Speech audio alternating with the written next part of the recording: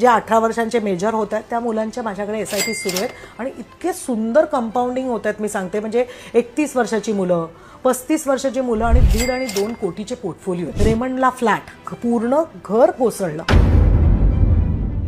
आता ते एक माणसाची एक चुकी की आपली फॅमिली सेक्युअर करायला पाहिजे. कोणावर ही वेळ येणार आहे ना ही उद्या तू सांगू शकत नाही. ते ॲक्सिडेंटल असू शकतं, ते नैसर्गिक असू शकतं.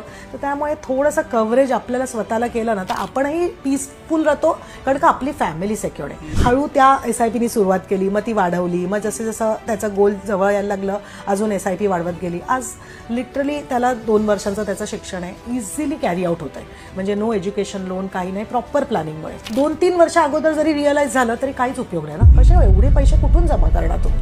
मग लोन घ्या, मग ते आपण त्या ट्रॅपमध्ये अडकत जातो. एकदा तुम्ही 40शी उलटली की तुमची SIPची व्हॅल्यूज मी बघतीये 70, 80, 1 लाख आणि मग लोकांना सगळं EMI हे सगळं झेपून ना एवढ्या मोठ्या SIPs करणं मग कठीण जातं. आपल्याला एक फॉर्म्युला शिकवलेला होता शाळेत जे लोक ना सगळे विसरून गेलेले आहेत की future value is equal to present value into 1 + R⁻n. R सगळे महत्व येतात, म्युच्युअल फंड, स्टॉक्स, असे क्रिप्टोज आणि आजकाल तर काय तू बघशील तेवढे नवीन प्रोडक्ट्स आहेत.